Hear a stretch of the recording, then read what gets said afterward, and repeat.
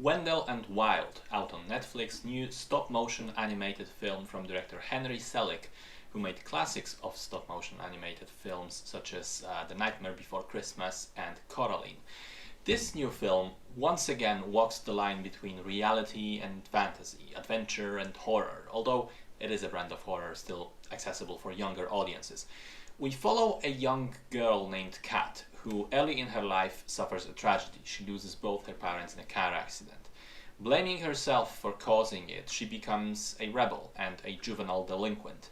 Years later, she is released from juvie and brought back to her old hometown, which has now fallen largely into disrepair, to be put in a Catholic school which takes upon itself to sort of rehabilitate troubled students.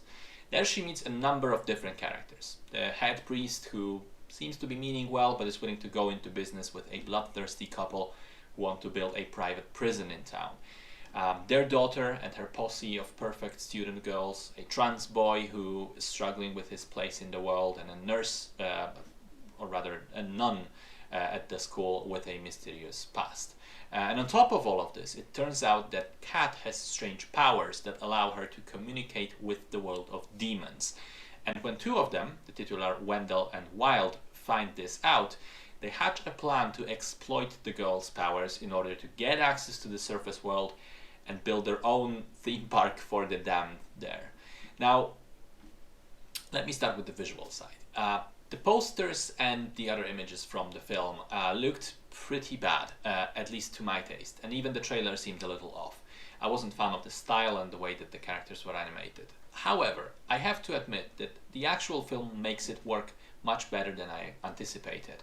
After a couple of minutes, I sort of got used to this strange style and grew to accept it and even to like it. And from then on, I was able to sort of appreciate that it was beautiful in its own strange way. The voice acting is very good, and the film also uses an amazing soundtrack with multiple fantastic songs from primarily black artists. So it's very good to look at and very good to listen to. But there is a problem with the story, in that it is way too unfocused and just all over the place.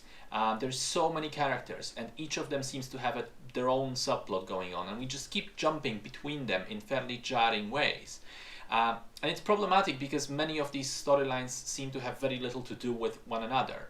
So there's that whiplash of whenever you get into one of those storylines, you suddenly jump into one of the other ones and have to readjust and again figure out what's going on.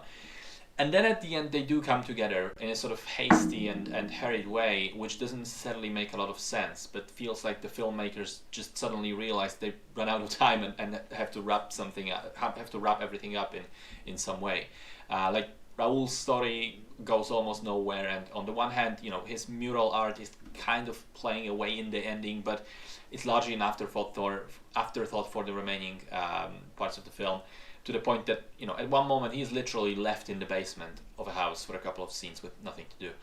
Similarly, there is a subplot about the private prison stuff, which is extremely clunky because the movie never really shows us in a clever way why those prisons are bad. It's just one character suddenly listing the reasons, telling us all the bad stuff, which essentially also has no relation to the rest of the film.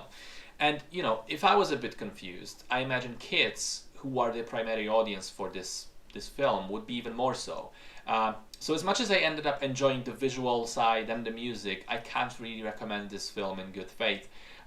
I think it lacks focus and introduces too many threads and then doesn't really know what to do with all of them. Too messy for my taste.